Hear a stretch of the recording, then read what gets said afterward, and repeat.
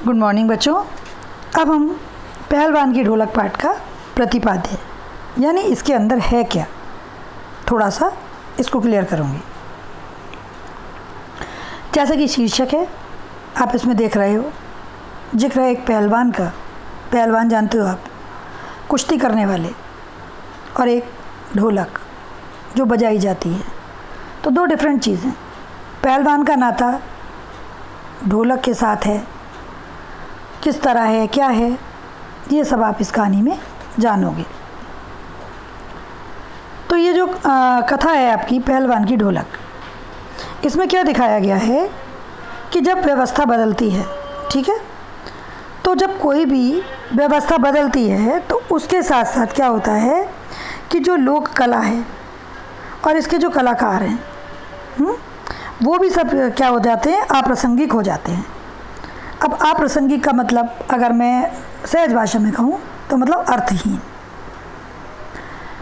जैसा कि आपने देखा होगा कि पहले जिन खेलों का प्रचलन था, जिन खिलाड़ियों का प्रचलन था, जो चीज़ उस व्यवस्था में थे, तो वहाँ पर उन खेल के खिलाड़ियों की बहुत अहमियत थी। अब समय बदलता है, वो कला ख़त्म हो जाती है, तो जो कलाकार हैं उनके ऊपर क्या प्रतिकूल प्रभाव पड़ता है, ये तो आप आइडिया लगा सकते हो। देखो, बहुत छोटा सा सिंपल एग्जांपल दूंगी। हमारे यहाँ ट्रेंड बदलता रहता है, चाहे वो गाने हो, चाहे वो मूवीज़ हो, या खेल हो, या फैशन हो, जो भी कुछ हो। अब एक दौर ऐसा था कि जब गज़ल का बहुत रिवाज था, संगीत की दुनिया की बात करूँ तो उस समय जितने भी गज़ल गायक थे, जगजीत सिंह हुए, पंकज उदास थे, गुलाम अली थे, इनका एक पीक था, एक पीक टाइम था। खूब इनको अच्छा सा काम मिलता था, खूब इनके पास धन दौलत थी, खूब प्रतिष्ठा थी समाज में, क्योंकि गज़ल का ट्रेंड था, इसलिए गज़ल गायकों का बहुत सम्मान था। धीरे धीरे ट्रेंड बदल गया।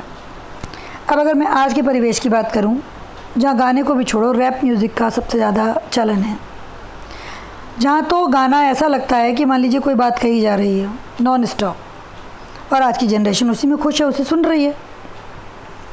तो ऐसे समय में जो भी संगीत बनेगा, चाहे मूवीज़ में हो, चाहे मतलब प्राइवेट कैसेट्स या इस पर जो बनता है संगीत, वो सब कैसा होगा, आज की पसंद के अनुकूल ही होगा। आज आप गुलाम अली या पंकज उदास को सुनना नहीं चाहोगे। सेम वे यहाँ भी यही दिखाया है कि जब व्यवस्था बदलती है तो जो ये कलाकार होते हैं, इनके ऊपर कितना प्रतिकूल प्रभाव पड़ता है। तो एक व्यवस्था बदलने से प्रभाव केवल एक बंदे पर नहीं पड़ता, पूरा एक सामाजिक ढांचा ही बदल जाता है। और जो वो कलाकार हैं जो उस समय काफ़ी प्रसिद्धि पाए हुए थे, व्यवस्था बदलने के साथ साथ उनको किस कदर से कष्ट झेलना पड़ता है, यही इस पाठ में पहलवान की ढोलक में दिखाया गया है। समझ रहे हैं आप मेरी बात को? तो यहाँ क्या है, ये एक लुट्टन पहलवान की, जो कि एक लोक कलाकार है, उसकी कथा है। इसमें दिखाया गया है कि भाई शुरू में किस तरह से ये अपनी पहलवानी को मजबूत करता हुआ, स्ट्रगल करता हुआ पहलवान बना, है ना। हर कलाकार के जीवन में ये चीज़ होती है। शुरू से पैदाइशी कलाकार तो होता नहीं है, उसके लिए कितना स्ट्रगल करना पड़ता है उसे। तो पहले इस लुट्टन पहलवान का स्ट्रगल, फिर किस तरह से इसने अपनी प्लेस वैल्यू बनाई, किस तरह फेमस हुआ, और एक जो पीक पर कलाकार की स्थिति होती है उसको इसमें दिखाया है कि जिस समय लुट्टन पहलवान की जय जयकार थी, उस समय इसका जीवन, इसका मानसिक स्टेटस किस तरीके का था। फिर धीरे धीरे स्थितियां बदली।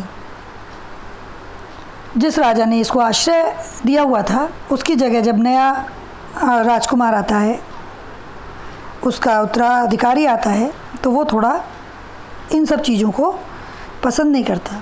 नए ज़माने के होने के साथ वो पहलवानी या पहलवान इन सब चीज़ों को हटा देता है। अब पीक से नीचे गिरने के बाद, चाहे कोई लेखक हो, चाहे कोई कलाकार हो, कोई एक्टर हो, उसकी मन स्थिति क्या हो जाती है?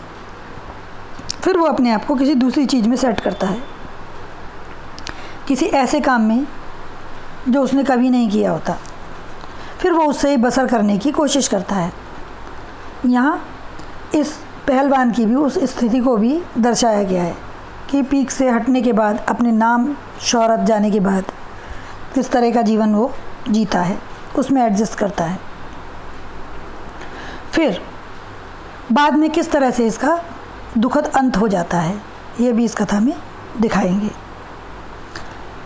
इसके अतिरिक्त यहाँ जो एक वैश्विक महामारी, जैसे कि आज आप लोग कोरोना देख रहे हो, ऐसा नहीं है बेटा कि इस तरह की बीमारियाँ पहली बार हुई हैं। नाम बदल जाते हैं, लेकिन ऐसी घटनाएं, ऐसे काल आया करते हैं।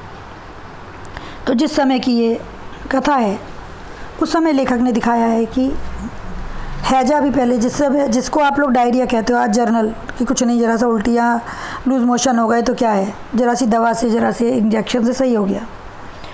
तो किसी समय उसकी वैक्सीन भी नहीं थी हमारे पास, और उससे ही जाने कितने लोग मर जाते थे, इलाके के इलाके साफ़ हो जाते थे। सेम वे जैसा आजकल हो रहा है।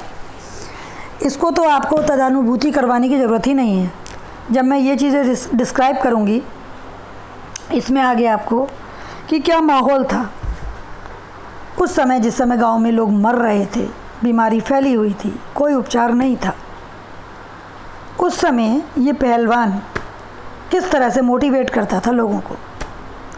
तो वो चीज़ आपको, वो कॉन्सेप्ट तो आपको मुझे लगता है बहुत ज़्यादा समझाने की ज़रूरत नहीं पड़ेगी, क्योंकि आजकल वो चीज़ चली रही है।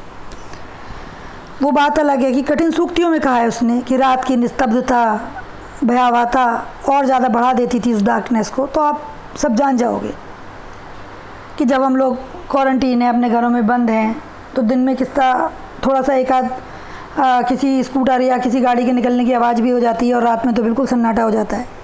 तो इस प्रॉब्लम को और ज़्यादा भयानक बना देती है। किस तरह से लोग मानसिक रूप से बहुत ज़्यादा दुखी थे, किस तरह से हैजा फैला था उस गांव में, किस तरह से इस पहलवान ने मोटिवेट किया लोगों को, किस तरह से उनको जीवनी शक्ति दी, नई ऊर्जा दी।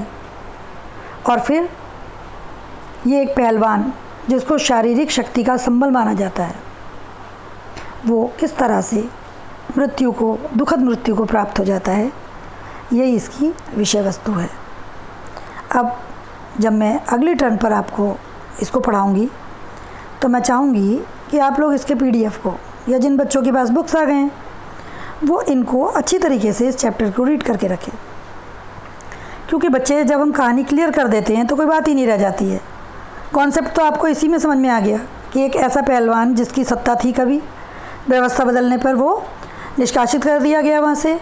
अब उसका जीवन कितना अंधकारपूर्ण हो गया, लेकिन उसमें भी न केवल वो शरीर से पहलवान था, वो अपने व्यक्तित्व से, अपनी अंतरात्मा से भी एक पहलवान था, जो बुरे समय पर दूसरों को मोटिवेट कर सके, उस कठिन परिस्थिति से जूझने की प्रेरणा दे सके। सही अर्थों में वही पहलवान हुआ। और किस तरह से ढोलक के साथ उसका संबंध था। ठीक है, तो यही चीज़ मैं आपको आगे, जब आप इसकी लाइन पढ़ लोगे, तो line to line, para to para, मैं आपको अगली वीडियो में ये एक्सप्लेन करूँगी। तो ऐसा नहीं है कि मेरी इन वीडियोस को आप बस लो, सुनो, उठा करके रख दो। कोशिश करा करो 2-3 बार सुन करके इसमें से क्या मेन पॉइंट आपको लग रहे हैं, जो लगे उसको कहीं नोट डाउन कर लो, ये आपके बहुत काम आएगा। ठीक है, अब मैं अगले वीडियो में आपको पैरा टू पैरा पढ़ाऊँगी।